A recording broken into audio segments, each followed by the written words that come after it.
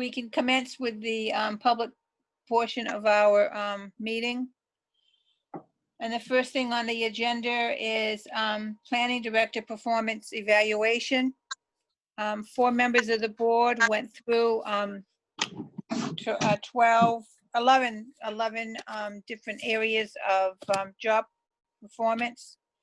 And we came up with an overall rating of 3.227, which was interesting because I gave her 24-hour rating last week and I came up with the 3.2. So we were all sort of we all agreed. We understand there was a rough start because she had to deal with subdivisions that were already in practice and she had to finish them, and some information was there and some wasn't. So it was sort of a rough start to get going. We also all agreed that her oral communications need to be brought up better, that they're lacking, and she understood that. She understands totally. She gets along with the department heads, and so her overall rating was 3.2. So that takes care of that. Elections of board officers and other appointments.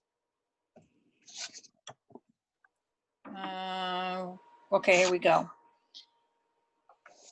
So we need to elect a chair, a vice chair, and a clerk.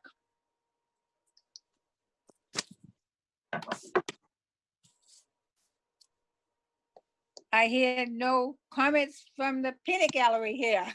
I make a motion that we nominate Lori Miller as chair. I second that motion. Any other comments? All in favor? John? Yes. Kevin? Yes. Margaret? Yes. Stephen? Yes. Loriann, yes, the vote's unanimous. Vice chair. I nominate Kevin. Do you, second? Oh, I can't second. Someone else can second. I'll second. Okay.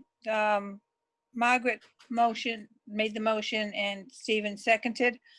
All in favor? John? Yes. Kevin? Yes. Margaret? Yes. Stephen? Yes. Loriann, yes, the vote is unanimous. Clerk.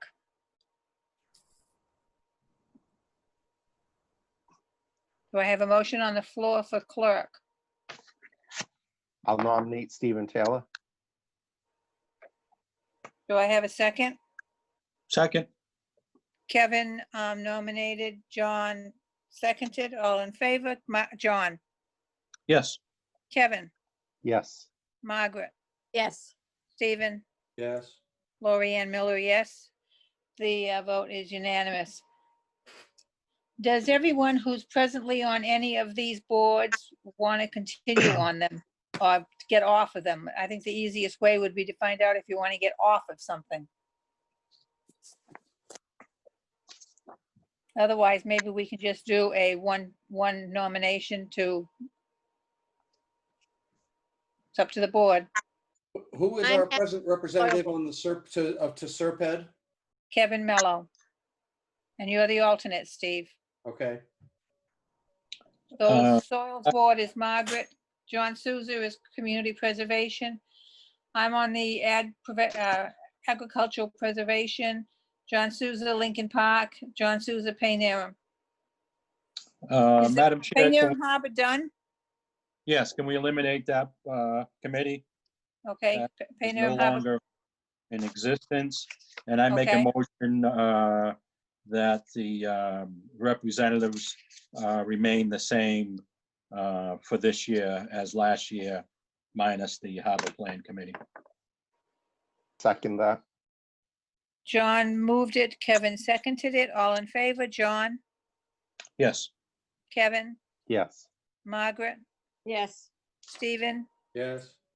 Loriann, yes, the motion is unanimous. Did that include the alternative member, John? No, I didn't. Has anybody been in touch with her, or is she still willing to serve? Why, Christine, can you get a hold of Kathleen DeSoto and find out if she's still willing to serve? Do you want to make a motion to appoint her if she's willing to serve? So Or do she, you want to do it at the next meeting? she knows that she is on for Penelope going forward, and that has been continued, but I did not ask her outright if she wanted to serve, continue serving, so you probably could put it on for the next one, and I can just verify with her. Okay, so we'll put that on to the next meeting then. Okay, that's good. Okay, contact information. Does anybody need to change anything on this contact sheet? About our personal contact information? Yeah, if you need to change anything, just let the staff know, so that everybody knows that work number is no longer my work number. You can just cross it off.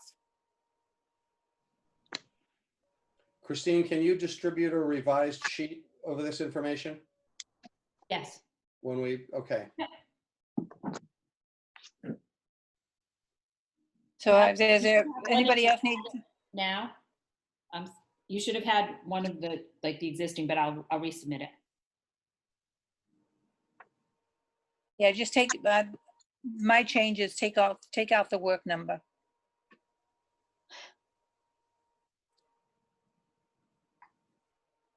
Okay, number 3, minutes.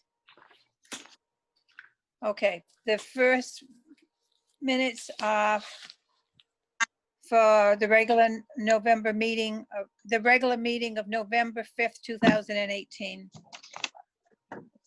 Okay, so I guess I make a motion. No, No, just on yours is the public hearing of the the 19th, 19th, okay. but you can still make a Make a motion. motion that we accept the regular minutes of November 5th, 2018 as presented. Do I have a second? I have a motion made by Kevin and a second by John.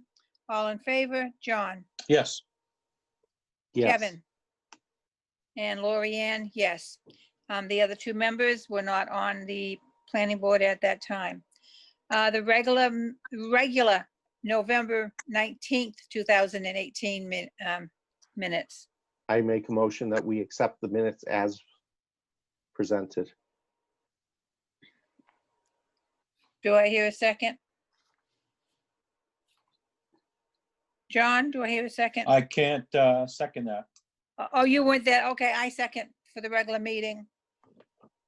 Kevin Yes, and Loriann, yes. So now I need a motion for the public hearing of November 19th, the OSRD. I will make that motion and second it, I guess. And And all in and you favor? are in, Yes, and you are in favor? It passes.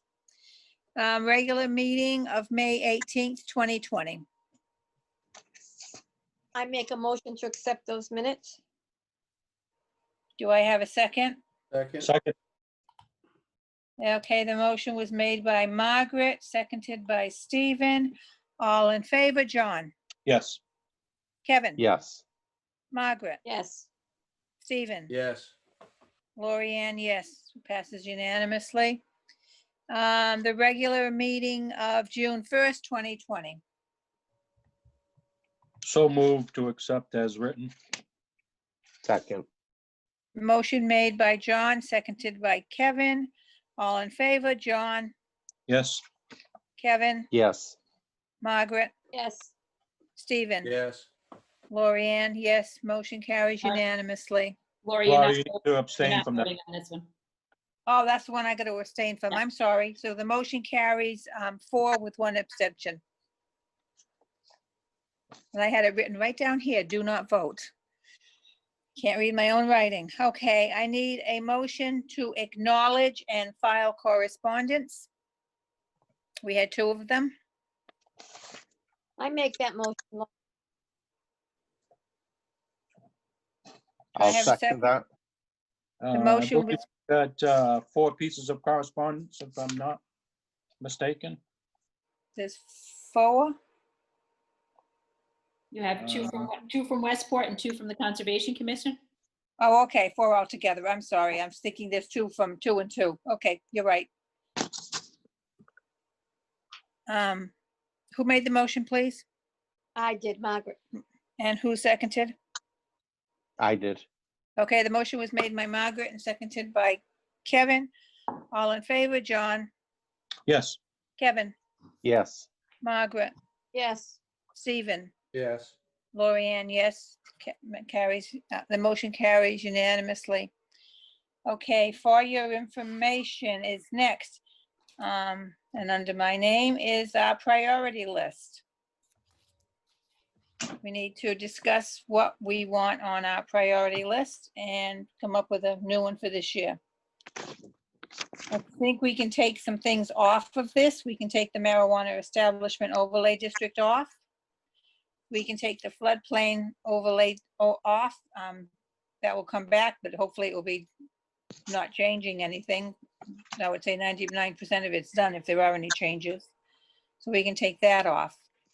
So we have two lists here. We have the town planners list and we have the planning department's list. The wishes of the board. Who's going to fight to put their priority first? Madam Chair, Yes. comment I'd like to add is that we have a number of outstanding issues with town council that Yes. need to be addressed. And I would like to get those out of the way and put them up at the top of the priority list, and mainly, I believe, housekeeping, but it's something that has fallen through the cracks and I think need to be addressed. Can I make a comment about John's request? Go right ahead. I completely agree that we need to do that, but in my experience on other boards, when we get into things that are so detailed, and as he said, are mostly housekeeping, if we could get that stuff all written down ahead of time and circulated, and then simply vote on it at a meeting, as we call it, a consent agenda would be the term of art. And that would mean we wouldn't have to spend an hour and a half rereading every footnote as a group of 5 if we read it ahead, and we'd save an enormous amount of valuable time in our committee. But I do agree that it needs to be cleaned up. But if it's not stuff that is debatable, but it's just housekeeping, if we could do all of that stuff on what's known as a consent agenda, and you vote on it just like you would meeting minutes, and then you move on to the stuff that takes time. Any other comments? So does everyone agree that the on the priority list, other than the master plan, which obviously is number 1? Well, I No, have comments for the priority list, but I'm still on John's comment about wanting to get these, That is, we are working on the priority list. What Yeah. is number 1 on the priority list? John has asked that we have some outstanding issues that town council has brought before us, and he's asked that those outstanding issues be put as number 1. No, Madam Chair, I think. No, am I wrong? No, the master plan obviously is an ongoing Right. project. The master plan currently hasn't required a lot of our time for long range planning. So I think that still needs to be remain at the top of the list. But I Right. think the second item, which can be addressed at long range planning, is town council's outstanding issues that in reality, I think it was a combination of our issues and his issues. It wasn't just his issues that the ball was dropped on it for not pointing their fingers at anybody, but the ball had been Yeah. dropped. We need to get that It done. was a combination of things. We asked for some things, he asked for some things. So that would be number 2, and that's what I thought I heard you say. Yes. Does anyone have a problem with that? The only thing I would like to say is that some of the items, I don't know if they're actually going to still be relevant or not, because they came under previous boards. I will bring it all to you in the letter that Anthony had provided, or town council had provided to us. But they're not all just housekeeping. Some of them were previous initiatives that you wanted to undertake. So they might, you might change your mind on a couple of them. I mean, that's fine. That's fine. I would just bring the list back to us and we can go over that and we can change, take some off. We won't be adding to it. We'll just take some off if we feel we need to. I agree. How Madam Chair, I agree with you that if the list is going to be changed, at least we can notify town council. Correct. the current board is no longer interested in item, A and D, but B, C, and F are going to continue, and we like to make those a top priority. So Okay, so how does the board feel about that? Any other comments on that? Madam Chair, seems fine to me. Yes. I'm okay with Fine. that. Kevin, you okay with it? Yes, absolutely. Okay, 1 is master plan, 2 is the issues that were sent to us to from town council to review and go over, see if we still wanted to keep them, and there were some that were just Scrivener errors or whatever, and there were some that needed some actual depth into them. Look, Madam Chair, Yes, before we move away from master plan, I have a bunch of comments on our priority list. Most of them are subsumed within the master plan, which I would like to talk about. And then there's a couple things having to do with the planning board's priorities and use of our time. So I want to speak to our priorities. I'm not worried about the ranking, but I also want to speak specifically about the master plan because, as you know, it's been interrupted and delayed by the COVID process, and we need to deal and at least add perhaps a chapter or a subchapter about what is the long-range impact of this COVID crisis going to have been. We need to address that in our master plan. And I have several other things I'd like to speak to with respect to the master plan. And that is on the priority list. So we can either do it now or do it later, but I have no, what we're gonna do is, John, correct me if I'm wrong, but we usually come up with the 5. Has it been 5? We've had more, but we go through a list and we number them 1, 2, 3, 4, 5, 6, and which priority we want to work on them. So correct. I'm just going to use this as a stupid thing. Fences, maybe number 12, and gates, maybe number 3. We go through a list of things that we feel need to be looked at in this town, and we number them according to how the board feels their importance is. And we work down the list. Some years we've gone through 2 or 3 of them. Some years we've only gone through 1 of them. Yep, that's correct. John? And Okay. To Steve's point, the master plan is up for discussion in item 5 in our agenda. So he will get the opportunity Correct. to speak on it. So Okay, so with that in mind, then I would like to add, and I don't care whether this becomes number 1, number 2, but I do think it should be in the top 2. I think we really ought to discuss the overall process of the planning board and how we devote our time and priorities and differentiate. My words are describing it, the difference between being a review committee for other people's plans versus spending our time making new plans for the long-range future of Dartmouth. And I would like to see us emphasize on at least a 50-50 basis doing that kind of thing. And if that's a change in process more than it is a change in a specific thing within the review committee, like fences and driveways and curb radii and stuff like that. I understand that.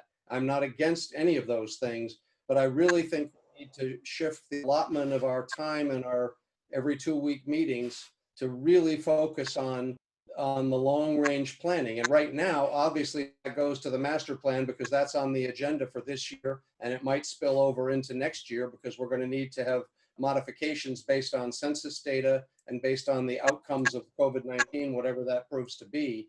But we have things like sea level rise, climate change, all sorts of other stuff that we need to spend more time thinking about as to how Dartmouth is going to be in the next 30 years. And it's never going to happen if we spend 4/5 of every meeting on reviewing other people's plans and only spend 1/5 on long-range plans, and half of that is delegated to Serbit or somebody else. We need to spend our time working on that stuff. And I think we should discuss that process as a very high priority. Stephen, we don't have much choice in that. If a developer or a homeowner or whatever he is submits a plan to us, we have to act in a timely fashion. I understand And if we that. get 5 plans, then we have to spend 5 hours on them in one meeting. That's what we have to do. We don't have much. Loriann, We do have some control, but we don't have total control. I understand that, and I'm not arguing that we have to do that, and I want to be very, very clear. I don't want anybody to think that I'm writing that off. I don't want us to be. No, I don't think you are. It's just that I want you to understand we have not total I've gone out control. of my way to sign, prove stuff, take care of people who put forward good plans. I did one this morning. But if those come up so much, we can't just mean that puts off the long-range planning to the back burner. We have to have more meetings. We have to do whatever we have to do. We can't put the long-range planning to the back burner just because another developer comes up with some idea. That's backwards and it hurts the town. So we got to find Well, a way to spend real serious time planning for the long-distance future. So far, we have 2 things on our priority list. Does anybody else want something Madam else on Chair, it? I know we had a request this year that was seemed like a wonderful idea from our commission Ag Commission. regarding the APR plans and possibly preserving some building envelopes on these APR farms. I'd like to explore that and work with them and maybe develop a bylaw to allow that to happen. I don't think it would be a huge endeavor, but I'd like would to second move forward that. on that. That's the kind of thing we should do. Yeah, that's Margaret. I have just one question, John, and you might know this better than I, but when you have an APR farm, can we go after the Agricultural Preservation Act as written their deed? And most of them say no more subdivision, no more than one house on the property. Do we have the authority to say we can put another building envelope for a house on the property? I don't That's my- know, and that's what I'd like to explore. I don't know the answer to that, Margaret, but it certainly sounds like a good idea. Yeah, and what's if there's the- a possibility, I would like to do it. What the May I Ag Commission, interject on what that? the Ag Commission said was that the APR process, if our zoning is 2 acres, they have to do 2 acres for that house lot. They have to go along with what our zoning is. So if we can put something in zoning in place that allows APR homes to be on an acre or a half an acre or whatever the board decides, we could have said 1/4 of an acre, whatever. The APR process will allow that to happen. It's whatever the town zoning is in place, wherever that farm is and that house is. They go along with the zoning. So if Dartmouth can put something in place, say if it's an APR, they can have half an acre house lot. That will happen, that we can do that. And that's what the Ag Commission said. So I think that's a really good thing to work on. Well, I think that's it's a really good work on too, but we should be much more broad-minded about it than that. There are other towns, other states, other counties and communities who do legitimate trade-offs where you give the farmer the right to have either a smaller lot or a bigger lot, whichever it might be that they want, in return for putting vast amounts of the remainder of the farm in permanent restriction. There are trade-offs, and those, yes, they require new laws. We would need town meeting to vote for new things, but we as a planning board should be thinking creatively about all those kinds of ideas, and we should not be bound by past processes or existing laws. We should be encouraged and enthusiastically exploring new changes. But I could tell you 3 states and 4 counties in Massachusetts that do things differently than we do here in Dartmouth that might be better than what we do here. We should be open-minded about looking at new ways to deal with that stuff. But I'm totally in favor of pursuing what the ag guys want to do and looking into ways to help a farmer out if he needs a new house for his son-in-law who's going to take over the farm. And in return, we get 150 acres preserved as a trade-off. We need to work on that stuff. That would be a good thing to do. Steve, when you have a farm, Steve, there are no more development rights with an APR farm. It's an Agricultural Preservation Act, as I'm sure you know. So you cannot We just had a farm pull out of that. These things are not permanent, Margaret. I no, understand that was what a you're saying. 61A. That was not an APR, APR is permanent, Steve. permanent. So Steve, 61A is not. 61A is a state law that the town can implement that you as a farmer can get a reduction in taxes on your farm, on I your get current that. farm. When you go to sell, if you ever sell, you got to pay back some of that money, and town gets first right of refusal if you sell. So you've seen that process. Yes, We'll be trying to take exactly. a vote on that. So that's one process. Another process farmers have is the Aggregates of Preservation Act, the APA, where a farmer will sell their development rights to the state. The state buys a development right. they can no longer develop that piece of property, but they're allowed a building envelope to retain a house or a future house. So this is addressing Well, I know that. I that did, issue. my family has a There is a farm in diff- Western Massachusetts. We did exactly that. I understand that process too. So if you have, There's a lot if to it you in have different towns. knowledge of other counties doing a better job than what we do, or have better, I would love to see those ideas. Well, And, that's why I'm agreeing with you that I want to work on it. There is a lot that one can do. yeah, if you and- could and bring so- those forth, I would, like to take a look at those. Right. I'm always up to doing things bigger and better.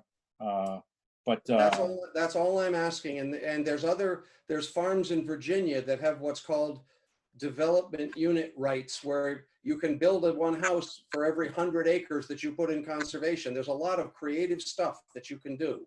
And we haven't started dealing with all of that in some areas, and we could do more and better. But we don't have enough time to spend on it. And that goes back to my process thing. We need to spend time on those kinds of things. So I'm supporting your idea that we work on this. Okay, so number 3 on the list will be working with the Ag Commission to look at a building or a house site zoning change, possibly to make it more flexible so that they can meet the APR. They can apply for APRs, which, by the way, can take 2 to 3 years to accomplish. It is a very long process, and it is a very cumbersome process, and there are some very, very stringent restrictions on the Right. property, like you cannot ride a horse on it. I was shocked to hear that one. Well, Yeah, I'm serious. You may I know, suggest a fourth thing that we should look at? We should have okay, no, we should have go a ahead. specific effort to deal with things related to climate change and specifically sea level rise. I know that the state has paid big money to give the Woods Hole. You're breaking up, Steve. I'm sorry, can you hear me okay? Now go ahead. I want to make sure I'm clear. The state has paid good money to a contract to Woods Hole to study sea level rise, which obviously will be the same for Paden and any other community on either side of Buzzards Bay. All those communities under the state's contract have the right to get that information. We should get that information. We should appoint somebody to be our liaison to study that. I actually know somebody who would be good at that, which I've expressed already to Christine, but we should focus on gathering that information, because right now, even though the work is in process and it isn't final, but the number is close to 2.5 feet in 10 to 12 years, that affects a significant amount of property on the coast of Dartmouth. And we need to deal with that and make some plans for that and change some rules in areas and some priorities in areas that are going to be underwater in a decade. We ought not spend a lot of money on building something in it right now. But this is stuff that doesn't cost us money. We just have to appoint somebody and spend some time on it and get information and be informed as we make future decisions and maybe future proposals in our master plan for changes in zoning rules in areas that are really close to low tide, which is something we ought to do sooner rather than later, certainly well inside of 10 years. So we ought to spend some time focusing on that. And it's an opportunity. It's found money for us. Other people are paying for it. We should take advantage of it. So how would you write that? How would you say that in a very simple suggestion? I mean, how these That we- other things, they have a real That we meaning to study- them. That we study carefully the impact of sea level rise on Buzzards Bay, and we take advantage of the $1 million that the state of Massachusetts has already given to Woods Hole Oceanographic Institution to look at that fact, and that we appoint a liaison person to gather that information for our community. Every community under the state's grant that has waterfront on Buzzards Bay has a right to that information. We ought to appoint somebody who's in charge of going out to get it and reporting back and giving it to the planning board, the select board, the conservation commission, the health commission, anybody who's involved in ways in which sea level rise could affect us. This is new, good data that's going to be coming, and we're going to have access to it, but we got to go reach out and make sure we pay attention to it. Excuse me, Steve, why can't Christine just ask for that information? Correct. Or We conservation. could, but it's an ongoing process, and we have somebody who's volunteered his time, who is a stormwater engineer by training, who's now retired, who's volunteered, how can I help the town of Dartmouth that I just moved into? And he would be a perfect person, in my opinion. There may be other perfect people to collaborate with the DPW or whoever else to just be the representative to get that information for Dartmouth's benefit. Marion, Mattapoisett, Falmouth, all these other towns are going to have the same rights, and they're going to need to do that too. And I'm just encouraging us to get going on it. I would Our think, representative would have to be our town Right. planner. That's fine with me. I don't care who the formal representative is. I just want to make it a priority that we take our seat at that table, and that all of us, when we start thinking about whether we will or won't approve some idea that somebody has for way too close to low tide, we have that information in front of us. And without criticizing anybody or going back over past things, we've done some stuff recently that doesn't make any sense. But that's because we didn't have all the facts, but we're going to have all the facts, and I want to make an effort to get them. That can easily be done. We can just contact Woods Hole and ask them to send us information as they do it, and that can easily be done. I hope it's Madam easy. Chair? Yes, I think it's Yes. true. It can be easily done, but we need to get ourselves motivated to want to do it. We can't just do what happened to the harbor plan, where a good plan got created and it got put on a bookshelf and now it's gathering dust. And we just disbanded the committee, one of us that's going to represent ourselves to that just now. So that's exactly the wrong way to do planning, where a plan gets done and we bury it on a bookshelf that hasn't changed a single town meeting rule, a single town law or regulation, whereas it's full of good ideas that should have changed regulations. And we got to work on our master plan process so that it doesn't suffer the same fate. oh, John? Yeah, Madam Chair, I fully agree with Steve that if there's information out there that we could use to our advantage, let's get that. And if Christine's the central, which she should be, the central person for that, and it's her responsibility to maintain the priority list and keep that focus on the priority list once it's established. To Steve's idea, if there's a volunteer out there that can assist Christine, that can do a lot of the legwork, I've got no problem with taking advantage of that. I think that's a wonderful idea. If Christine asked him. Right.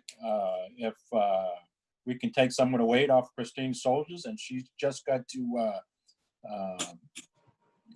put together some information and present it to us, I think that's wonderful. So if we can take advantage of that, why not? Do we need to put that on a priority list? I think climate change, as Steve pointed out, should be on the Okay, priority. just list climate change. Well, it's all part of I climate have change. one other idea, Madam Chair. Go ahead. I would like to put on our priority list to do as DPW apparently has done. I didn't know it until we had our joint meeting with them, but to get into our budget for the next fiscal year, enough money that Christine can hire an intern to work full-time for the planning department to gather data, do research, and give us ever more information about a variety of things that affect us.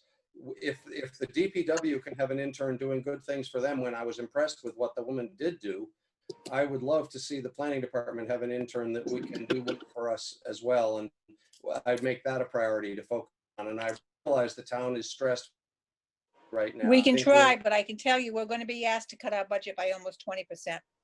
I understand, and I'm prepared to have a debate in it, but I still think that I'd like to see us get an intern.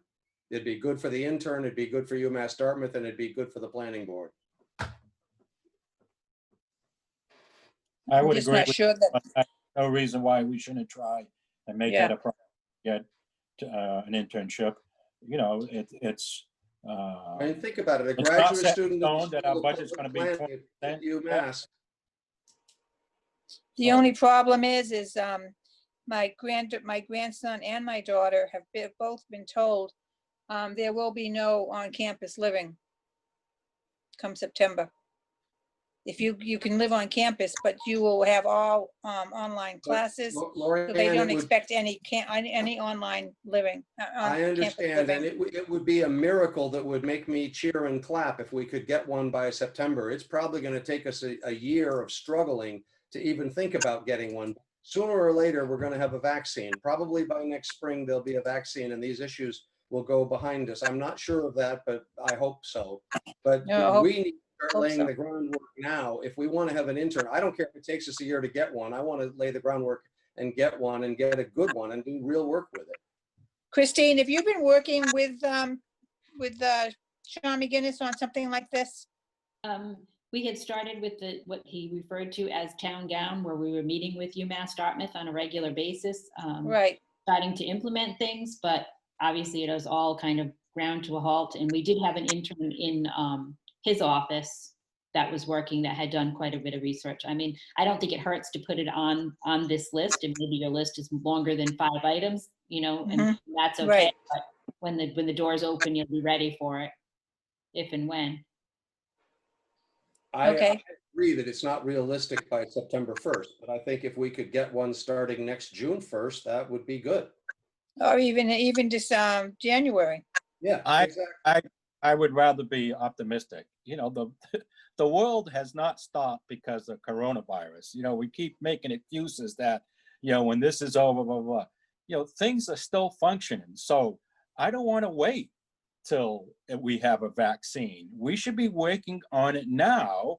And when we hit a roadblock, look for a way around it, not just Yeah. turn around and walk away and say, I support that. you know, I agree with you. UMass is still functioning, you know, schools are still functioning, you know, so let's move forward. Let's not keep throwing excuses why it can't be done. Well, Let's look for ways it can be done. Let's think outside the box and look at ways we can do things, not why we shouldn't do things, or why there may be a 20% budget cut, or there may be this. Let's not assume that. Let's assume business is normal and move ahead until we hit these roadblocks. and just to second your point, the kind of work that we would have an intern do in terms of research is the kind of work that's perfectly well able to be done from home. So you're right, it's not affected by Yep.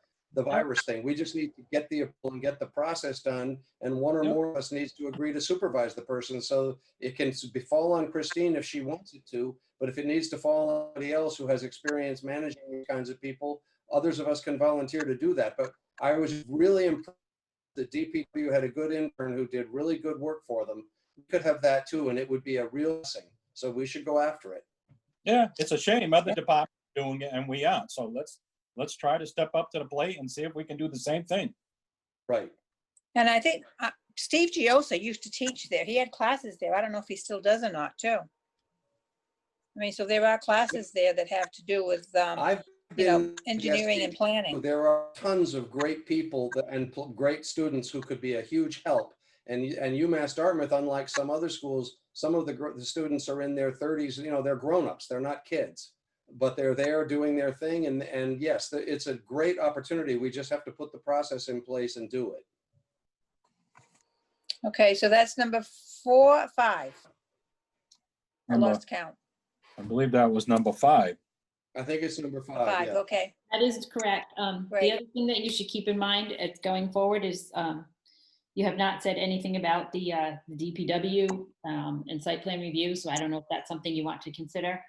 But we had spent a lot of time going over all of that with the DPW. Some of those items are being handled by them, but the overall coordination are to put together, and then some of the problems that we run into with regard to the bylaw, and some of the things that were brought up by town council kind of cross into that.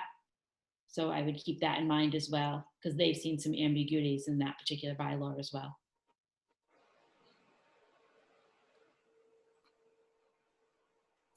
How does the board feel about putting update sections related to DPW requirements?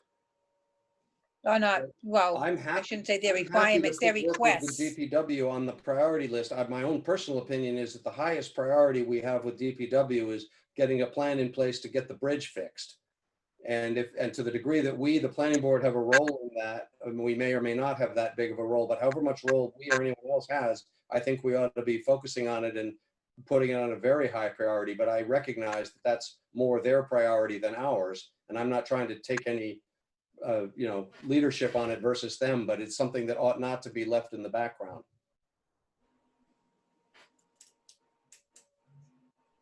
Okay, any other comments on that? Would we consider that as part of priority number 1, updating everything from town council? Well, those weren't from town council. What was Yeah, no, that was something, yeah, the DPW was totally different than what we've got. from town council. So yeah, DPW had the majority. Christine, You're you just muted. muted, you just got muted. Sorry. I said DPW was, they had their own concerns, but then town council had pointed out a few in that letter that John had referred to earlier. So it's kind of a combination of things. I mean, if you don't want it to be a priority, that's fine. I just wanted to remind you that that was a hot item for a number of different reasons. Well, I don't disagree that there were some issues there that we could discuss. I don't know if we'll get a consensus on moving forward with them, but I think as we pointed out this evening, there are a number of issues that I think are higher priorities, and we can't do it all. No. So, we just put 5 items on the priority list. Where do we stop? We're lucky if As we long get as the all master 5 done. plan stays at item 1, I'm happy. If what? As long as the master plan stays at item 1, I'm happy. Oh, yeah, it has to. Yeah. Okay, so you want to just leave it at that, the five things we listed?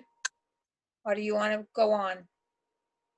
Well, I mean, time and time again, there's been a lot of support about senior housing, and if we can indirectly affect other areas such as overpopulation or overgrowth by giving some incentives for senior housing, maybe we'll have less 55 plus, 65 plus.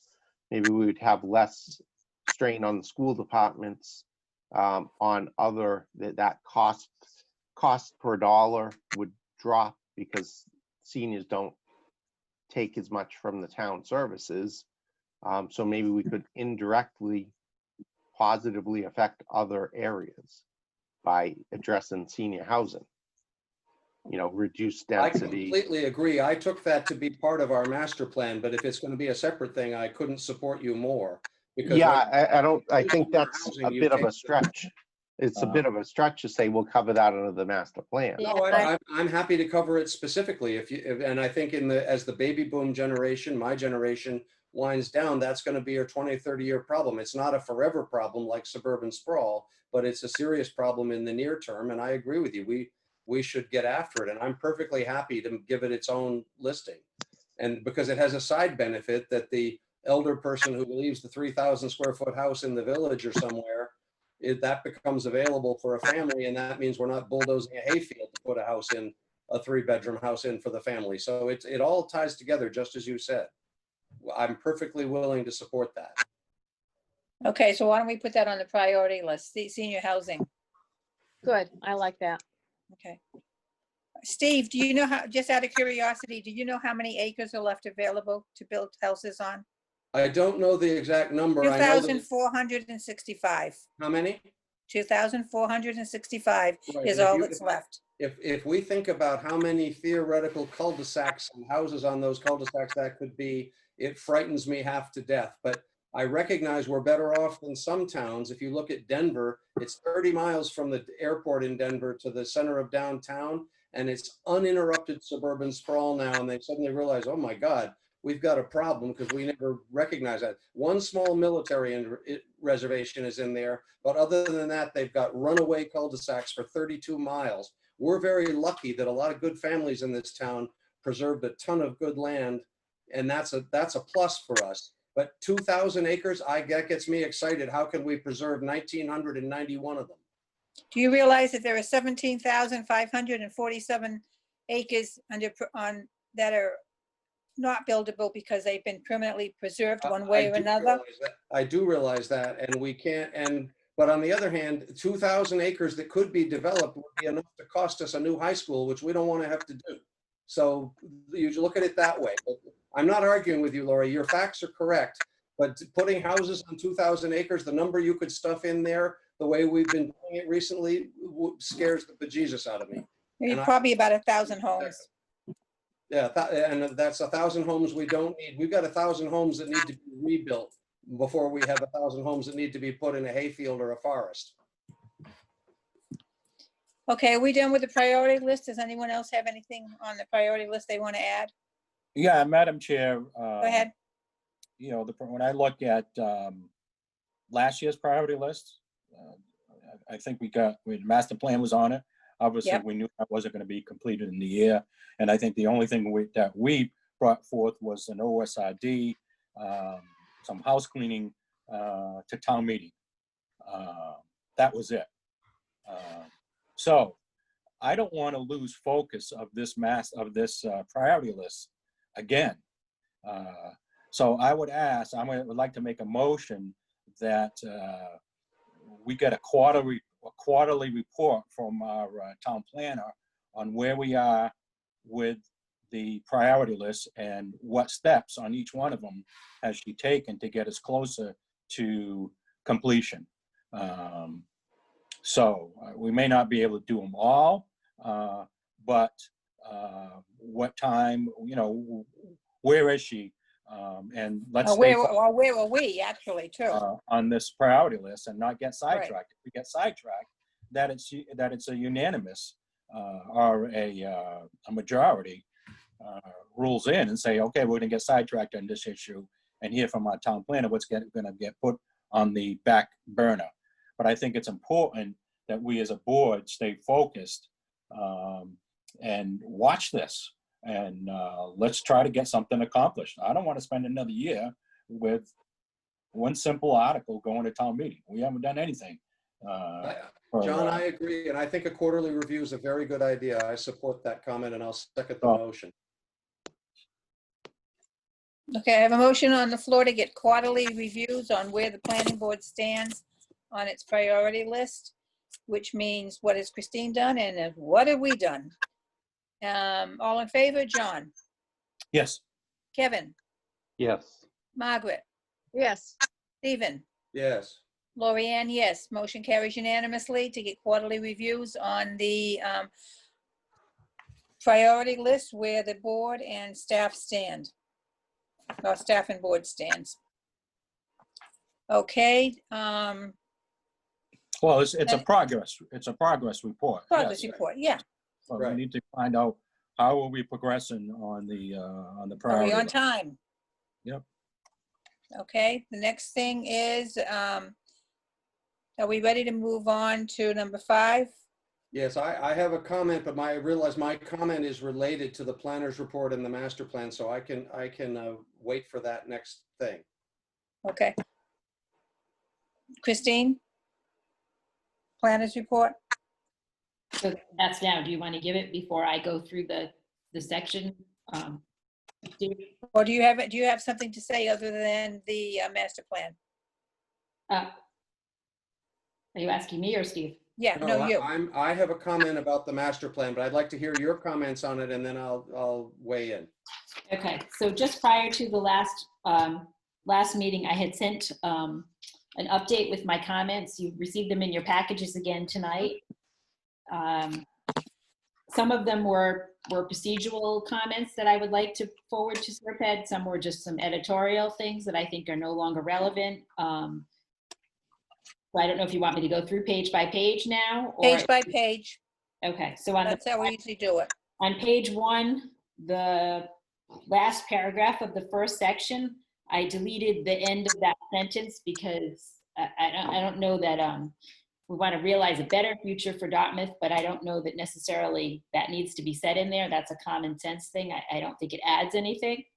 The beginning of the third paragraph of the second section on the first page, or blueprints. Blueprints is kind of an outdated term, so I don't think that needs to be in there. Okay, does anybody, okay, why don't we do something a little bit different? Does anybody have any comments on page 2 from the board?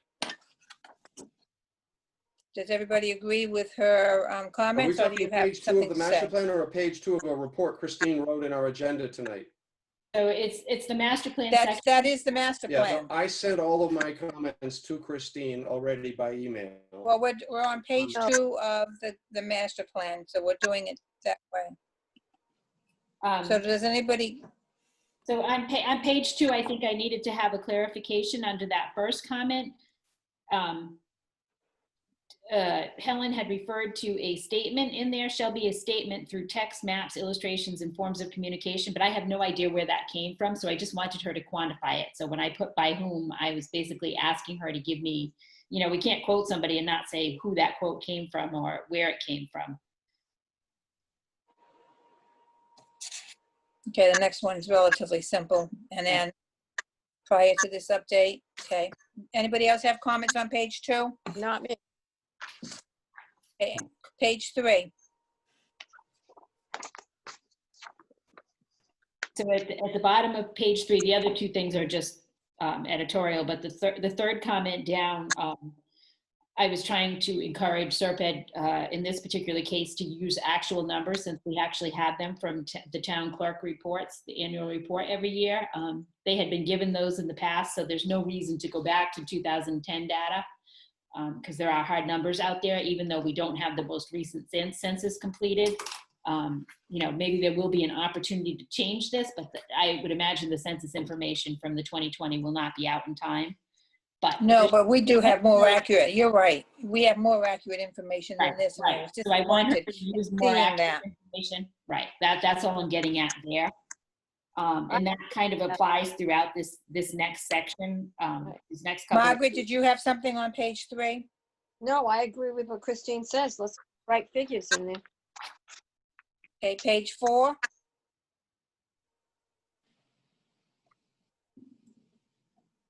So again, Anybody have any questions or comments? the same type of comment.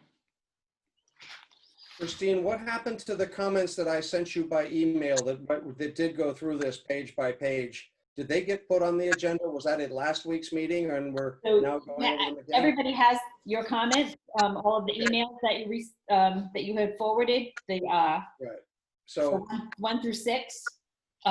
They all have those in their packages this evening, so you can go Okay. through those after I stand by those. I don't feel a need to repeat them all tonight, as long as they get included in the edit. But the most important one, I think, if I remember, there was the notion that Serped looked at the question of population growth 3 ways. And the first 2 ways were looking at the trends, looking backwards and how it's slowing down. And the third way was looking forwards as to what might happen when the rail line comes and the growth happens and comes to us from New Bedford and Fall River and so forth. And those are extraordinary potential differences. So as long as all of my comments that I sent you get put into this plan or dealt with before we finally approve the plan, there's no need to spend time repeating them tonight. Steve, we have to vote on putting any of your stuff Well, in. then let's vote, because I Well, wrote it all down. And we we let don't have to finish? decide tonight, but I don't want to just let it sit there and then get ignored like the harbor plan. Because this, if anybody has anything to put into this or change to this, it has to be, the board needs to vote on it. Yes, but Loriann, hold on, let's back up 1 second. Right now, I believe we're in chapter 4 of what is tentatively planned to be a 9 or 10 chapter thing. Serped's meetings with the community have been suspended due to COVID. We're a long way away from blessing the master plan. We're trying to give our input to chapter by chapter as we go along, but I'm assuming that when the final document is done, we're going to go through it again and seriously get to edit or add to it or do whatever we need to do to it. This Correct. is a document that we have to write. Serped's doing some data gathering for us from the community, but we're writing the document ultimately. But Stephen, you made a point, you made a comment that I am very concerned about. I want my comments put in there. Stephen, your comments will be put in that are approved by this board. Correct. My comments will be That's put right. in that are approved by this board. I'm not It's a asking for collective. anything different than that. I just Okay, I okay. just don't feel we need to vote on them tonight, because we haven't even seen the other 4 chapters of Serped's writing Okay. of the report. Well, can We haven't done Christine, any writing of the Christine, report ourselves. Steve, can Christine finish what she's doing, please? Sure. So John, did you want to say something? With the process, Steve, we've gotten, for me, this is the way it's always been operated in the past. Now, it could change going forward. When we look at these, do go through this process, to be quite honest with you, Steve, I don't want to look at all your emails. I've looked at them and I have a tough time following what you're saying, because I don't have the context where you're applying it to. This is what we're doing this evening. Works well for me, and it's worked well for everybody in the past, that when we're reviewing something, we review it page by page, and we're on page 4, and if you have some comments that you want to specifically like to see added related to population or whatever it may, speak up. I will probably agree with you. I But have to to respectfully see it disagree out of that context, it's very difficult to me to say, okay, where was he talking about? Where's that, and this Christine is, asked us to send her our comments by email so she would have them ahead of time. I did Mhm. that. Yep, I you don't, did. if you want me to save it all for the meeting and repeat it, I'll go on longer than Brian, the assistant town council, which I think is an immense waste of time. So But I said Steve, time at Christine's request, and I want them to be taken seriously. they are taken seriously, Steve, but the problem is those comments need to be made on whatever page you feel they need to be made, so that we can take them and put them in context. I think I did that. I think that's in the emails. I respect that, Lori. That's a perfectly okay comment, and I think So all now of my so now we're going comments through were this page. targeted page by page. Right, and that's what we're doing. We're going through this page by page. So when one of your comments, you say, wait a minute, page 4, I have a comment I want to make. That's when you give us your comment verbally. And that's how we've always worked this. Everything we sent Christine ahead of time, we have to repeat in a meeting. Is that Yes. pretty inefficient? Well, that's how we've always worked, and it's worked very I well, would and like it to gives the think that if public we the send it ahead opportunity of to time, it should see. be included in the recommendations. And then we can vote yes or no, but Steve, I agree. I don't see why, if you're sending them ahead of time, then they probably should have been added to the text so we all can see them where they Where they apply. belong. Now, going forward, maybe that's something Christine could do, that when she received comments in advance, that just yes, as I hear you. she did. In fairness to Christine, John, the other thing I want to point out is we're only on chapter 4 out of 7 or 8. Right. And this is I wrote a memo, if you think back for like 4 months, I wrote a memo directly to Serped offering them some ideas of things they could do differently. And Loriann and others got all on my case, and one selectman called me up about it. And my mistake was that I didn't know that we had an already written airtight contract for money before I was elected to the board. So you're right. I was wrong in that I offered Helen some ideas about how to change things. We said you had a good heart, but you did it the wrong way. Well, whatever. So yes, I did it the wrong way, and I'm acknowledging that. But the fact is that it's our responsibility as the planning board to write the master plan. We subcontracted a certain specific thing that was even more specific than I realized for Serped to do, but we're not delegating the writing of the plan to them. They're coming back to us with all this good demographic information and all the good information that they gather from the community meetings. We haven't even had all the community meetings yet. But when we have the rest of them, we'll get the rest of the information. And at that time, we, the planning board, then need to sit down and write the conclusions of that. And that's a segue into the next thing I want to say about the master plan, but I don't want to interrupt Christine's process of the specific edits that she's already made. But I do have a comment. I just don't want you to lose the opportunity to lobby for your comments to be considered into the master plan. So I can say that I did read all of Steve's comments. I did take them to heart. I have included in some places where I thought they were appropriate, maybe based on tonight's conversation and the way that you want to proceed. I thought initially that he was going to go through his comments as well, and I was going to add them into this after discussion tonight, but now it seems maybe that it's going to be a little bit different. Maybe I should come back with another round of edits, which include all of Steve's comments and my comments, and we can kind of put them together and you can go through page by page. Typically documents like this are reviewed section by section. I mean. Well, and I would appreciate your doing that. I didn't think we were at the section by section review yet because we've got 3 or 4 chapters that haven't even been written yet. Right. Well, this is the approach that Serped takes. So I'm just working within the approach that they use, and that this is how they typically do it in every town. If we want them to change their overall presentation to us, then I kind of need to direct. I'm okay with your process, but I don't want to finalize chapter 3 till we have. No, this is not finalizing it at all. I'm just trying to interject where I see some major concerns. So to me, the population numbers were of major concern. I mean, some things were really small, but other things I think were bigger. I mean, that population change impacts the majority of the document. I agree with you about that. And then when they had that phrase in there that they looked at population growth 3 ways, 2 of which were looking backwards and 1 of which was looking forwards, I thought that's a huge issue for us to deal with. And so I said so.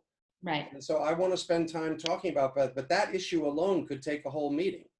But we can, so I would appreciate it if you would go back and bring them all back and let's go through them all one by one. I'm sorry that I didn't do it the right way the first time, but that's on me, but let's make sure. No, it's a new process for you. Not your fault, Steve. I think we were just trying to do a red line approach to getting some dialogue going. And for me to, up until now, I have not given Serpent any feedback back, which makes me somewhat uncomfortable. I mean, it's been a number of months. The other thing I would say about the workshops going forward, maybe something you should all consider is maybe we should be looking at really doing Zoom. I was thinking initially that this wasn't going to last as long as it is, but obviously I don't see any end to this in sight. So maybe some of these other workshops could be done in other means.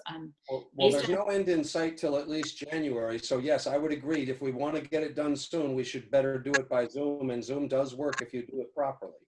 Right. Well, so I mean, and after seeing what the town had done with the town meeting, it was much, it was fairly well successful and well attended. So I think there's an opportunity to maybe do some of these future workshops in this particular capacity.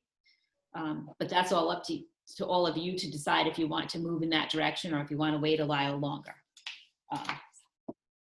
Well, I'm open either way. I actually don't think there's a big harm if our master plan were delayed by 1 year, for example, or half a year. That wouldn't be the end of the world for two major reasons. Number one, we would get it informed with actual 2020 census data, which isn't going to come in till a year after our plan is pleasantly planned to end. And number two is we would know the aftermath of COVID-19 and we could inform our plan based on that information too. So I'm not in a rush to complete the master plan, but so whether it gets done this year as opposed to 18 months from now, I'm not saying put it off forever, but if we delay it a little bit, we'll get some much better information in it than we will be able to get if we rush it. So the only thing I remind you of is we do have a signed contract and they are still working on the plan, whether we're. Wait a minute. We have a signed contract for them to do whatever it was we specifically asked them to do. So they had a time. No, it's a They're not date. the There's a authors time of the frame. master plan.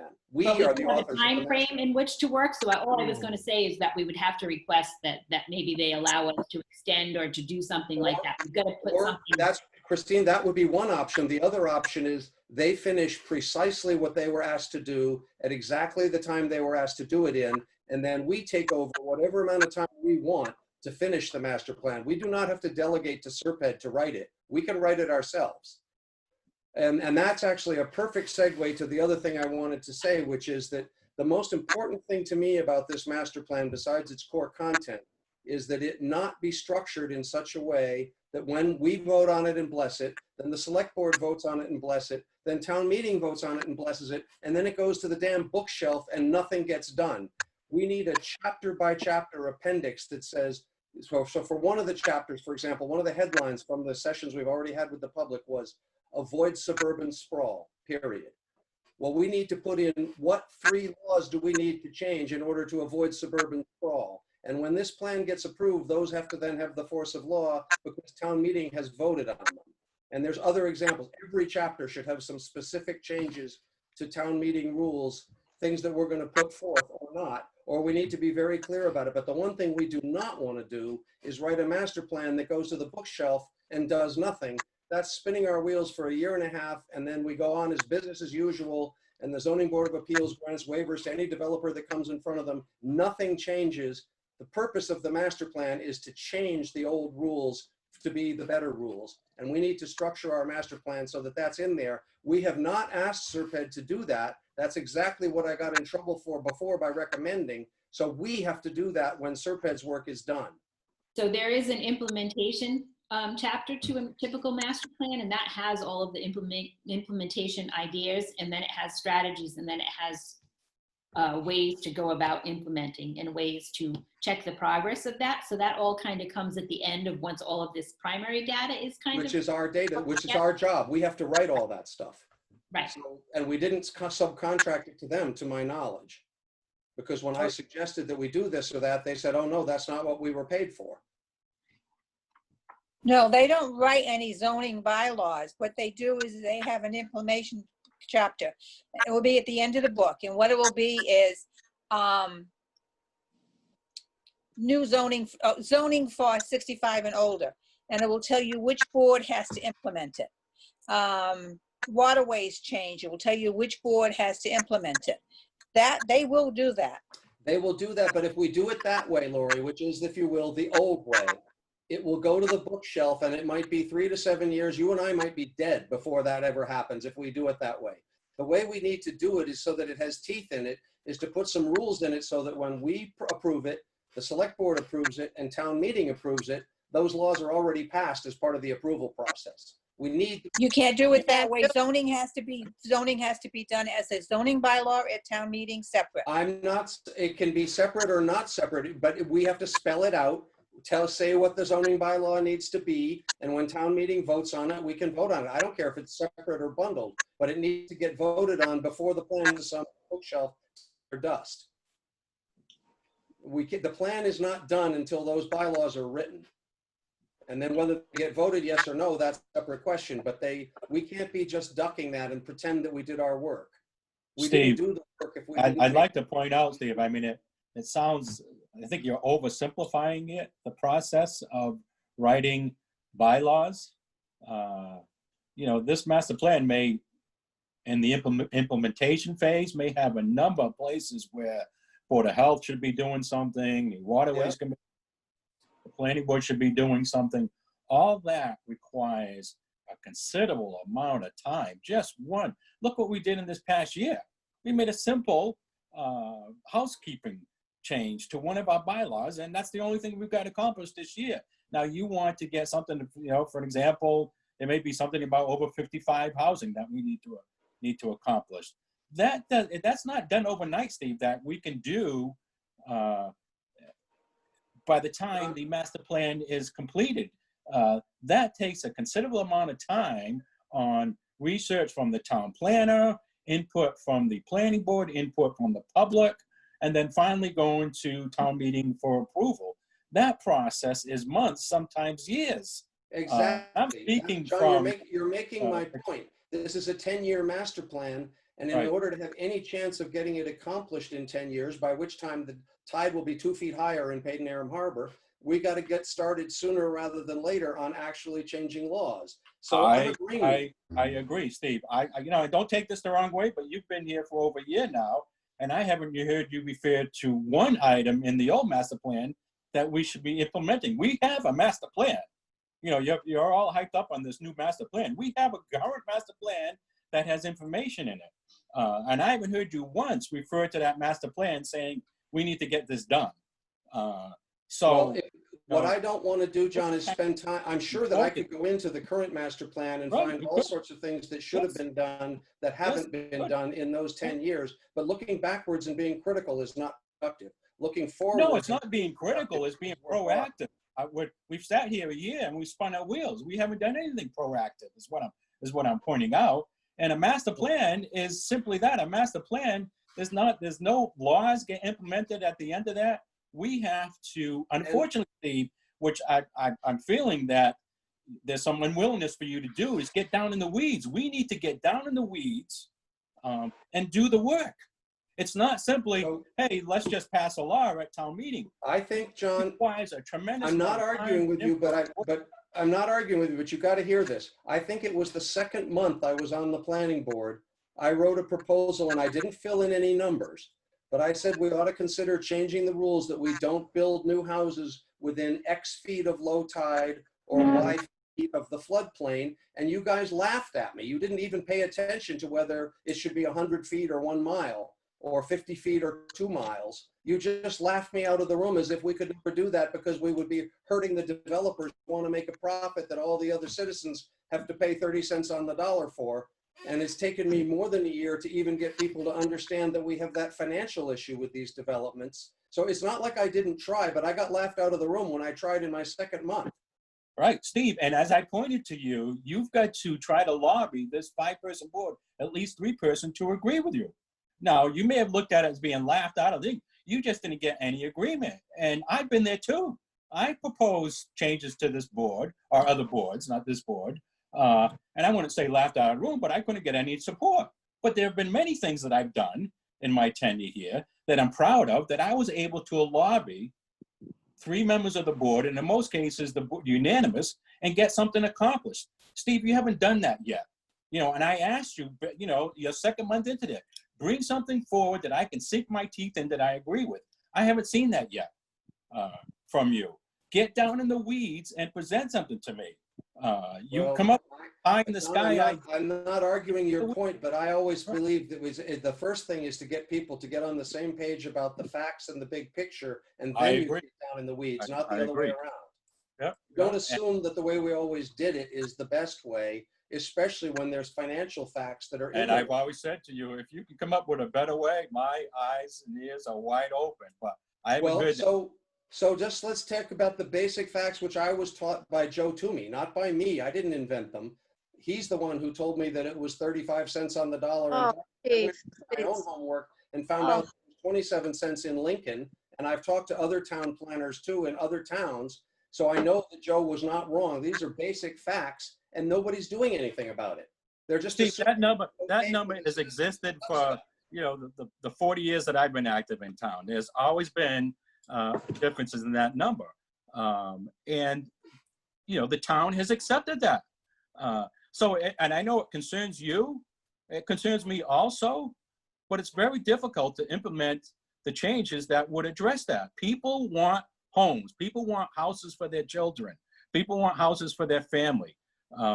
So to simply say that, hey, do you realize that, you know, what you're saying repeatedly, it's not new news. Just because Joe Toomey told you that, he's accurate, but it's nothing new. John, it's not broadcast news, for but here's years what's and important years. about it. These people, the developers, the lawyers, the real estate agents, and so forth, they're making money on these new greenfield subdivisions, and the whole rest of the town is paying for it and subsidizing them. I And agree. most of the whole rest of the town doesn't even realize that that's happening. They don't even know that they're I doing that. think there are people that know that, and then there are people that, in the majority of town, just Right. don't care. They're happy with the taxes they pay. They don't mind the way the town's being run. And unfortunately, that's reality, Steve. So it's not something new, but it falls on deaf ears because the majority of the people could care less. They live here, they work maybe outside or in the town. I just They met don't with go to half a work, they're dozen not- people from the village who reached out to me last week who are all worried about the excessive development in the village. It's a little bit different than what I'm worried about because I would rather repair a house in the village than I would bulldoze a hayfield.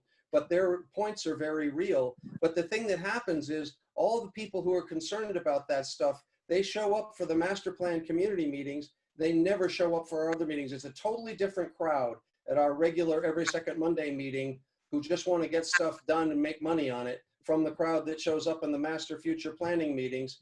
And we need to bring that together to some degree. And we Okay, haven't- Steve, I have a question for you. You constantly say you I've got to don't get my want, charger. I think my iPad's going to go dead here for a minute. So uh-oh. I have a excuse me. question. You constantly say you don't want any new houses on greenfields. How do you propose to pay the landowner for that? There's a lot of creative ways to do that, and I don't disagree that that's a thing to do. And property rights are absolutely right. I care about them too, but the property rights do not include the forcing every other citizen town to pay 35 cents on the dollar so that you can make a profit. But yes, we need to incentivize them. I'm not against spending time thinking about how to compensate them. We should have more programs in place, not fewer, to compensate farmers for putting their land in restriction and so forth. Absolutely. But that doesn't, it's this, the way to think about it first, Lori, is like a wetlands law.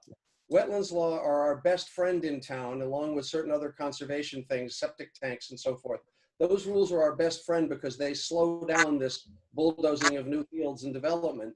But we shouldn't just assume that just because you own some property, you should be able to subdivide it to the nth degree. That's just not an assumption if it's costing the community things. If it's all on you, that's one thing. And I would admit that if the Board of Assessors would raise our taxes enough so that this financial issue was off the table, then we could still have a debate about whether aesthetically or conservationally or climate change wise, stopping development was, I still think there's good arguments for it, but it would be a much less powerful argument if we didn't have 3/4 of the citizens subsidizing the profits that these people are making every 2 weeks when they come in front of us. That's really wrong. And the problem is most of the town doesn't realize what's happening to them. All they do is lament when they're running for select board, we got to worry about taxes. They don't- What next? Are you gonna limit the number of children that Labor people force can keeps have? growing. Madam You Chair, know- can we go on with tonight's program? Can we go on with the master list now? Can we go through what Christine has done? Okay? Page- I'm sorry for riding my hobby horse, but this stuff is important. Well, and we three need to talk about it. quarters of the people in this town pay taxes and have no children in school, while the other quarter have people in school. You're throwing the same numbers out for different things. Are you gonna stop allowing people to have children? Next. No, of course not. I mean, you own the land, we have to have rights. So I think what should happen this evening is I had gone through and I had mocked it up. Obviously, need to go back through with Steve's comments again, and I'll put them in and I'll bring it to the next meeting. We don't have much on our agenda right now because a lot of projects aren't coming in. This is typically a slow time for the planning board. Most projects are out to construction, so this is a good time to do all of this. I will pull his comments directly into this. Steve, it's important. I'd appreciate. You're gonna put them on the side, right? Yeah, just like I did the ones you have now, Right. I'll put them in as Okay, comment fine. block. I'll try to pull it in that way. I might have to be in touch with you, Right. in contact with you, Steve, a couple of times over the next 2 weeks to try to make That's sure I've got them in the right places. That's um, fine. I think, And Steve, you do realize you're gonna have to lobby the rest of the board members to get those to stay. I absolutely do realize that, and I Okay. completely respect it. But I also. I just wanna make sure you understand the process. No, I know, but all of us, when we read that chapter, that where one of the things in it from the community group said, quote, avoid suburban sprawl, period. We all agreed with that. That goes over like, warm honey on a nice piece of toast. But nobody think- gets into the weeds about what do we have to do to stop suburban sprawl. I think what And happens, that's the part I want us to focus on. Serpent has a standard template that they use. I mean, they do this for a lot of communities, so they have a certain form that they maybe change the graphics a little bit and do whatever, but their overall content is basically the same each time. If we want to make it something more than that, we can do that, and I don't mind doing that. And I can tell you that the things I have done in the past have gone much deeper than this, but this Right. is the typical product that they give and that we have paid for. It's not I a bad understand, product. and I understand that I was wrong to ask them to do more without knowing that we had already paid a contract, but I want to do what you want to do, which is to do more. Right. So, so part of what we did was we pulled in the climate change and resiliency thing, because I do think that's an important piece for Dartmouth. That was something that was missing, and it required a lot to get Serpent to do that. So that is a new section. That is something that we're bringing forward that they will probably carry forward in all of And their, every future town they ever do, right. be in there, guaranteed. Which it should. And I agree with you with the pandemic thing, and, resiliency now means different things. It means more than not just climate, but it means many different things. Resiliency economically, resiliency, well-being, all different types of things. So that will come Much into more work play. from home than there ever was in the past. Yes, there's going to be a lot of changes. Right. So But Steve, there's an opportunity there. you do understand, Steve, that when this master plan will have no bylaws in it. Well, Master plans we do haven't not finished have writing it, so bylaws we in don't them. know that, Lori, but I No, know that if we did it the way we've always done it, it will have no bylaws in it. Yes, I know that. no master plan ever has a bylaw. in it. Well, okay, so we that's not can what do the the They bylaws don't a have different way, bylaws but in we, them. the planning board, have every right to put forth proposed bylaw changes twice a You can year put- at every town You meeting. can put changes in there, but as you know, changes take a long time. I disagree with what John had said earlier about not having accomplished a lot over the year. I think the OSRD bylaw was a tremendous undertaking. I think the protection of the open space and all of the things that came with that, and all of the different pieces and all of that it affected were enormous. And I think that not everybody in this town understood what was going on, and there were definitely some mistakes made. So while it took a long time to do, I think overall it was good. It was not simply a housekeeping thing. And I think that same thing is going to have to occur with site plan review, with many other things that we move forward. I agree, and I think some of the OSRD projects that we have approved have been quite good because they really did create open space for Dartmouth citizens that's meaningful. Some others, as John himself has led the parade on, create open space that wasn't necessarily even meaningful, so we went the other route. But I'm just saying, But you have to keep in mind that the difference between OSRD and ANR in a very fundamental way, if you really didn't want the cul-de-sac in the first place, is a lesser of two evils. I'm trying to work on, let's not have the cul-de-sac in the first place. right, but You can't necessarily always just do that. People I have. know, I'm not saying it's easy. I get Look, that. The master And plan, the master plan is kind of a general plan, and then the bylaws get more specific on how to control it. The master plan will put out that we need to change the bylaw, and this is kind of why we need to change it. The bylaw then goes on your priority list, and then that's where you actually make the changes to bring it forward to the next level. Those things take a long time, and they take a lot of legal expertise in order to make those happen. So, we have yes, the aquifer protection one. We have the OSRD. We have the floodplain one. While it's not finalized, I don't expect any major changes with regard to what FEMA is going to direct us to do. So those are three big things that will work to promote some of the items that you are encouraging. Do we still need to do more? Yes, we did. And the floodplain Plan will review. change in the next 10 years, but yes, I agree with you that those are good things and they're good And templates. I mean, and you also have to understand that things are always very fluid, right? And so the master plan is just general. It doesn't speak to specifics. and it Very has to be fluid is the perfect that way to can put it move. when it comes to sea level rise. That's absolutely true. Right. Well, right. And I mean, I mean, Steve, if you thought that we should have the bylaws inside the master plan, I can guarantee you, this plan wouldn't be finished in 10 years. Well, Because we you just may sit be down right and about do a bylaw. When You we may did, be right when about we, it, so maybe it needs to be a separate appendix, and I certainly understand why we might have to put each change in separately, because you don't want to have 3 good ones go down because a 4th one was controversial. I totally get that. so you just want to throw all of the different things. But not I throw just- them, you want But I just want number to of say, different I'm a things. little bit heartbroken that a pretty good harbor plan, it wasn't perfect, but it was pretty good, and it's now officially dead. It was no, almost it's dead. not. No, it's not. It's sitting on a bookshelf. Nothing's happening with it. The Waterways Committee is looking at it. It's not dead. I think they looked at it when they wrote it, but nobody's No, it's voted. not dead. They're looking at it and they're going out for funds. They're trying to find funds. It's not dead. You need to find funds to create some of these things. It's not dead. I think also, And the growth management master plan is not dead. Yeah. If we, like John said, you pull out our present growth management master plan and you look at that, and I can guarantee you it is probably at least a dozen things in there that the planning board has accomplished. But it's taken years to do it. When we rewrote the residential bylaw, it took us 3 years to do that because it's nitty gritty work. It send it to the lawyer, it comes back. It send it to the lawyer, it comes back. It send it out to the public, it comes back. It's a public hearing, it comes back. Zoning is nitty gritty down, it's work. And You're it's- absolutely right. And if you let it take too long, then the 2,000 acres you talked about will be just like the 20,000 acres east of Denver. It'll all be suburban sprawl before we ever get the rules in place to stop it. And I'm trying to make enough noise and do enough things so that we can at least stop it till we get our act together and then figure out how we're going to achieve the stoppage and the preservation. So I understand what you're saying. I certainly know how long it's taken in the past, but if we let it go too slow, all 2,000 will be subdivided before we're done, and that would be a huge failure on our part. You're muted, John. I can't hear you. No, I think John went to plug something in or do something. No, now he's unmuted.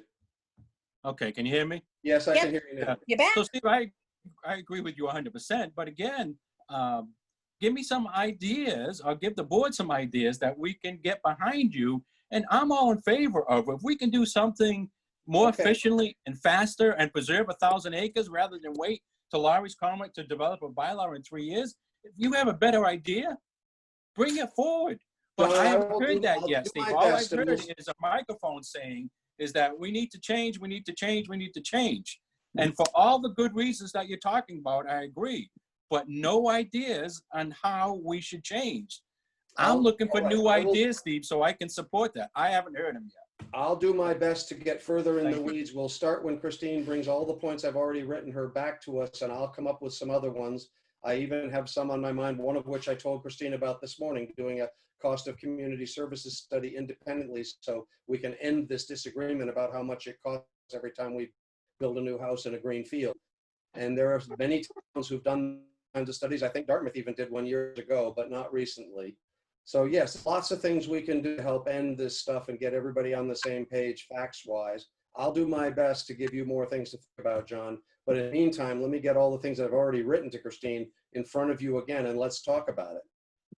You know, there's a house, well- every time I go home, I go by a house that's halfway under construction in a place that's going to be underwater before this master plan is over with. And you know, these are things we're trying to stop in advance, not after the fact. Mhm.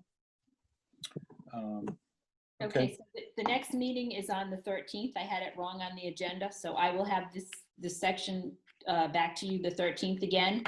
Should I be reaching out to Serped about possibly doing some type of remote workshop, or do you want me to wait a little while longer?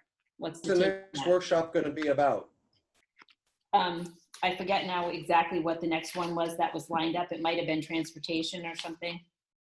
Well, she had others to be added, so we still have climate change and resiliency, transportation services and facilities. Those are the two that were still outstanding at this point. So I would say probably the transportation one first. Is there any deadline in our contract with them as to when we're supposed to get this done by so that they don't waste money or run afoul of their contract? Well, like I said, they're probably still moving forward with all of this, even though we haven't given them any time back. And yes, there is a limit to it. I don't have that number here in front of It me. was a 2-year contract. Right. So let's find out if they have learned how to run, you really run Zoom a little differently when you have dozens or hundreds of people. You run it more like a webinar, and then Right. somebody who wants to say something puts up their hand, a little electronic hand, and We so just did, forth. And it works that. really well, but ask Serped if they know how to do that. I think we should go forward with it if they know how. Well, we also have access to DCTV, who has done that.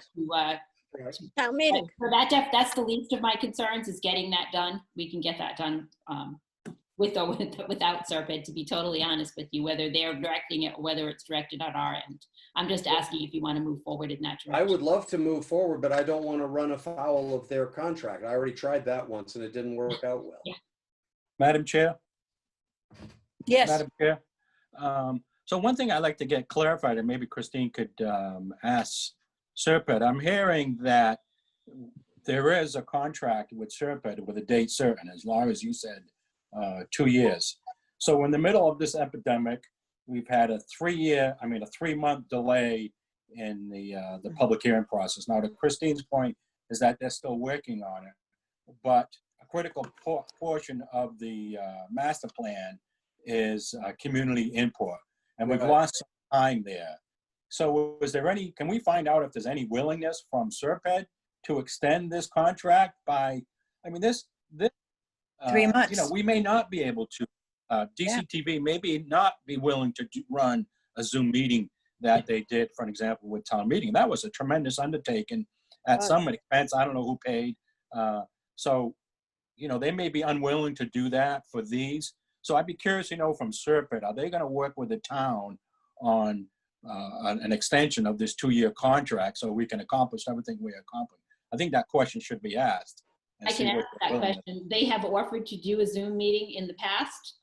Again, we didn't think it was going to go quite this long, so we were waiting to see, and I hadn't gotten back to them on it. They have done some other things during this time.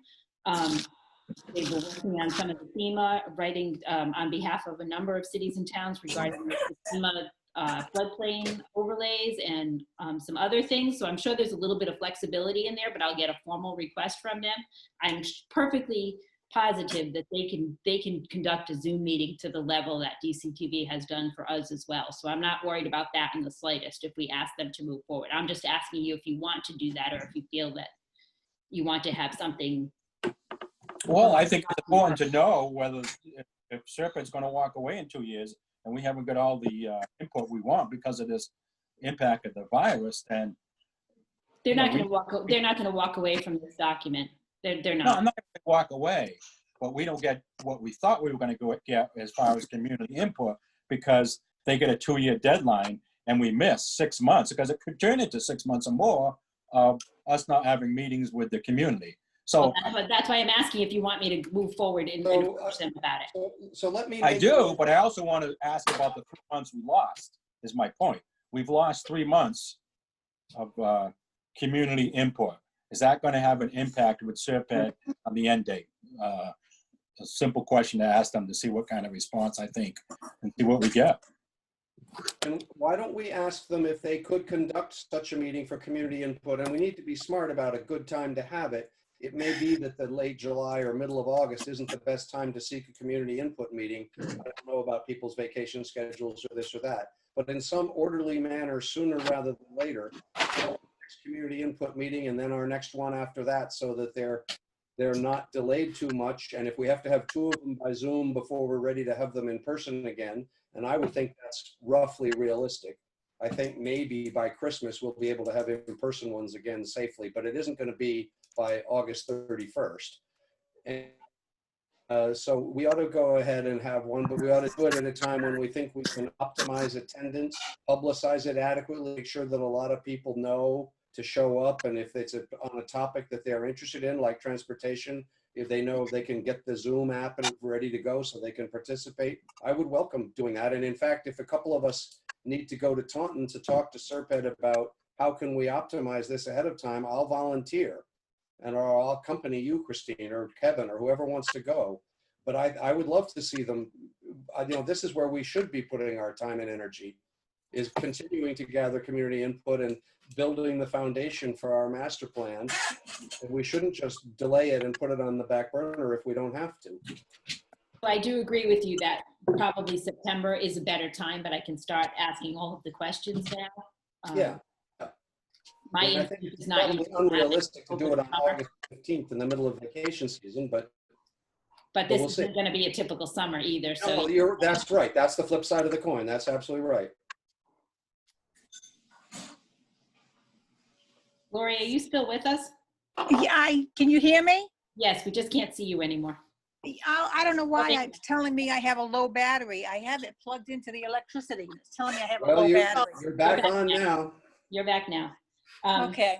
Okay, so that's it for the master plan. I will bring it to you on the 13th, as I had said before.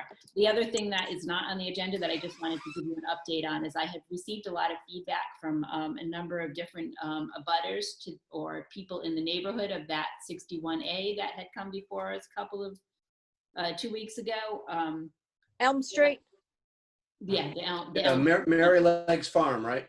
Right. So I have been forwarding all of those to the select board office, and Sean and I did discuss that today. So that might take me away from your meeting on the 13th for a few minutes. I'll be able to go back and forth or whatever, but there has been a lot of concern about that. And In which way, Christine? Can you tell us? In which way? well, some of the neighbors are expressing concerns. They want to see the town purchase it. I don't know that everybody understands how all of that works and that the actual farm area was not for purchase. I did have somebody else who had expressed some interest today in the town maybe just acquiring rights to the easement so that people could get to the farm stand. There's been a number of different things. So I mean, I just want to let you know that there has been a lot. I think a lot of people probably missed the initial ad for the planning board meeting. Christine, do you know when it's going to be on? Do you know when it's going to be on the agenda for the selectmen? It's supposed to be on the 13th. They have to modify Okay.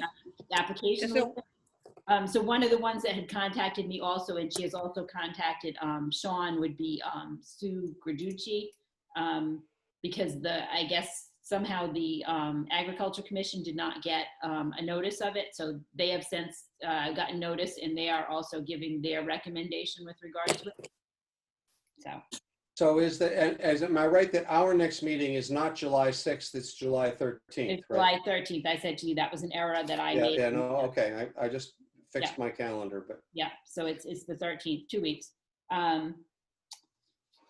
So that's it for that.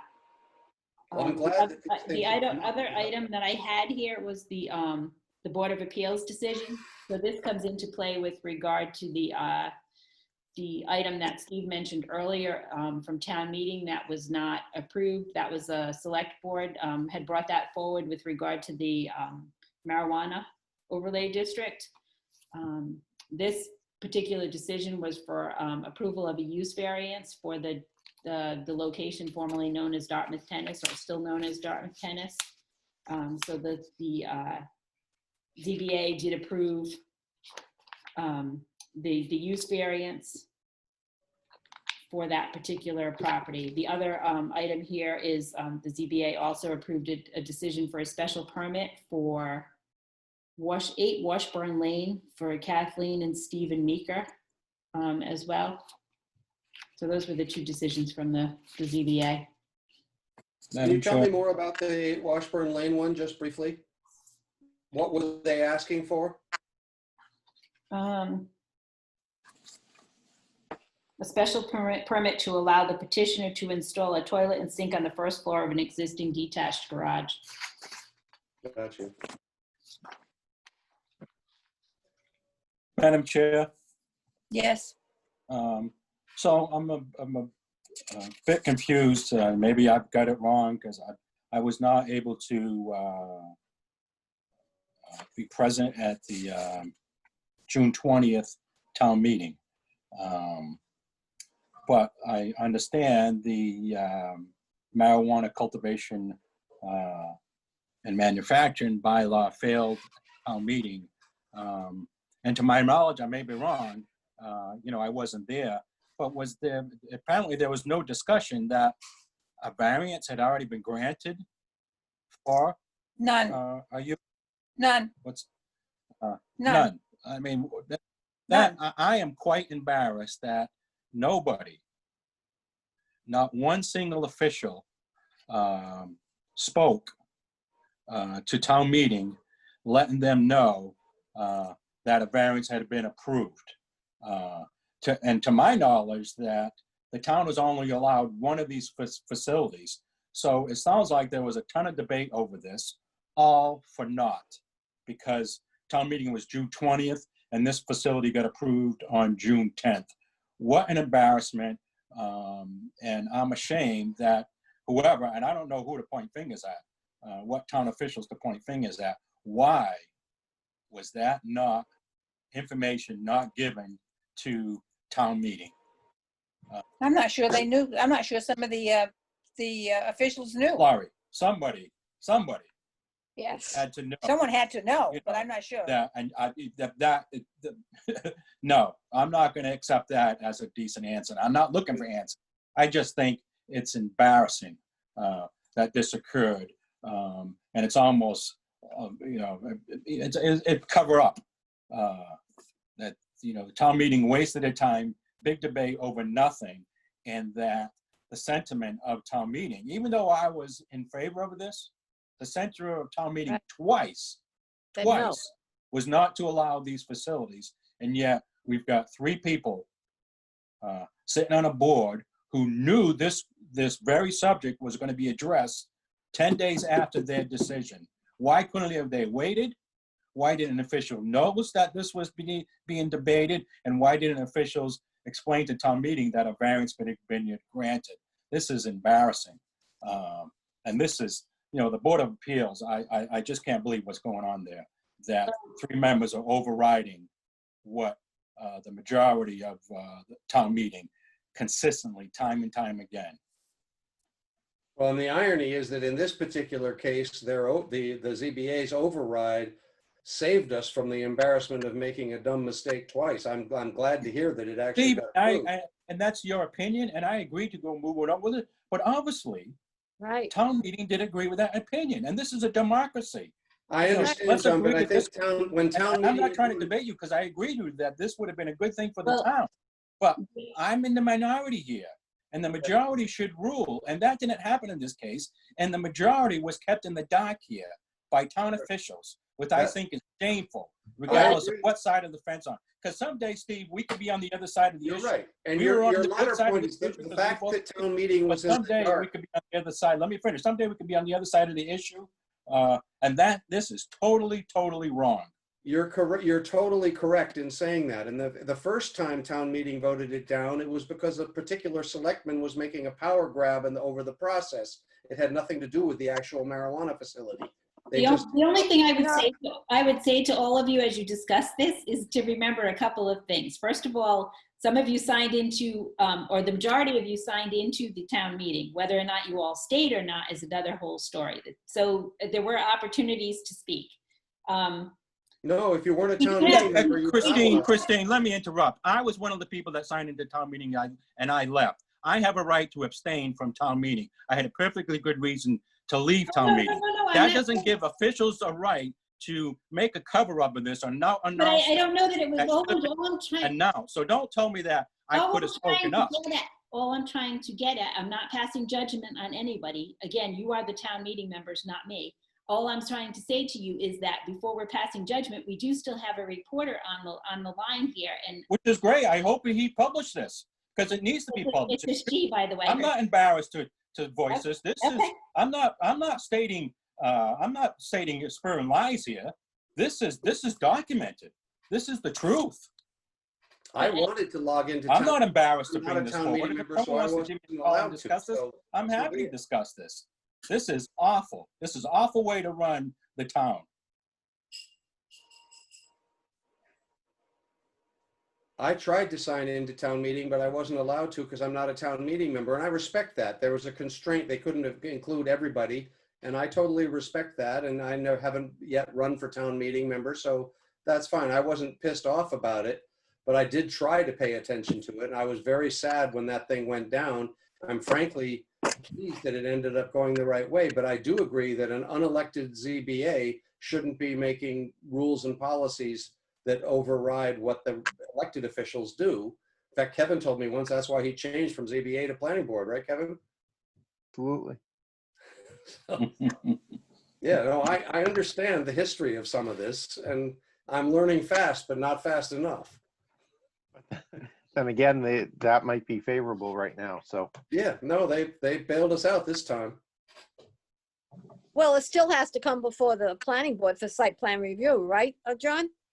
That is Yes. correct. Yes, absolutely. But And we could have But good it's gonna- reason to turn down site plan. If they meet all the design Yeah. standards, we have to approve it. And I fully expect them to meet the Yeah. design.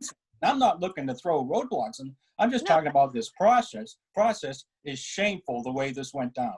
Shameful for the town. Shameful to elected officials who knew about this, and I don't know who they are. I can't tell you. I haven't mentioned a single official. All I'm saying that there had to be officials that knew this, and it didn't come forward. Shameful. well, Well, there's still an appeal period, so. Yeah, and you have to be in a butter and to file an appeal. So just to put it in perspective, we've had some other times in the past where we made dumb mistakes, like the cell phone tower that could have been in the village that ended up down on Round Hill, like the bridge that could have been fixed when the causeway was built. There's lots of things we could look backwards and be critical of people for. But the most important thing now is to look forward and try to do the right thing better than the ones where we've made mistakes and replicate the things that we have done really well. The police station was a fiasco, but that's behind us now. There's lots of things that we can do better looking forward, and that's why we're volunteering our time to do it. I agree with you 100%. The only way you can do that is realize what your mistakes were. And all I Yeah, did to see well, I agree with that too. present You have facts, to be honest because and own them. That's the that's newspapers or absolutely right. nobody has reported this yet. No, I understand. I'm not sure how many town meetings understand what went down. And John, just for the record, I sent my $100 to the Dartmouth Week people who need money. We should all support what little local journalism we still have left, because those guys do in fact dig up the stuff that tells us what's happening that we wouldn't know about if they didn't. So everybody should support that. That's my hobby horse on that point. Christine, do you have anything else? No, I don't have anything else. Any other board members have anything else? Nothing tonight.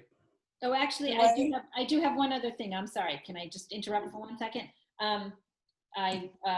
Jane and I have a couple of vacation days scheduled, as I went over with you earlier today, Lori, and I'll Yes. just do an email again about it. The other thing that I would tell you is that the item that is being signed that I've asked people to come in for. So the issue with that one is it's a little bit different, and it will appear on your next planning board meeting agenda. It's got to do with Bonnie Story Lane. Part of the problem there was because of all of this crisis and what has gone on. The land court had required a couple of extra items before it. So I'm just trying to get the signatures in place in advance. Obviously, it won't go forward if if you decide not to endorse the plan, but that's why the process changed a little bit. I've been working with the surveyor or the engineer in that particular case, Mark. I was out sick on Friday, so I apologize that message did not get across. But again, that is available for everybody's signatures as we are going forward. It's for the Mylar and the estate covenant. If for some reason, again, as I said on the 13th, it does not move forward and you do not endorse the plan, then we will take it aside from there. But again, it's got to do with the 6 months and what extra things were required because of the land court's delay in actually reviewing the Mylar as brought forward initially. So that's it now. And I would just, I signed the thing this morning for Christine, and I told her, and now that since we're in public, I can talk to all the rest of you, and I can't send you all a group email, but I was proud to sign that thing, whether or not, if there's a flaw in it later on and we vote it down, well, so be it. But fundamentally, we were signing that on behalf of people who've done an enormous amount for this town over a great long number of years to do the kind of conservation that I feel is so important. I was proud to help sign that, help get it expedited if we can.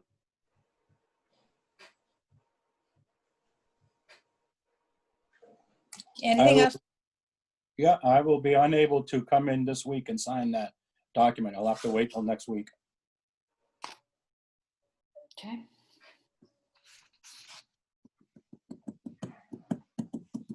So if you just reach out to me sometime next week, then I'll make arrangements to bring it outside to you to have it signed.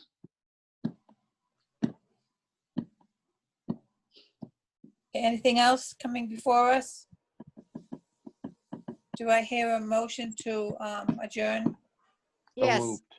Second, Moved by Margaret, seconded by Stephen. John, Yes. Kevin, Yes. Margaret, yes. Stephen, Loriann, yes. Meeting is over.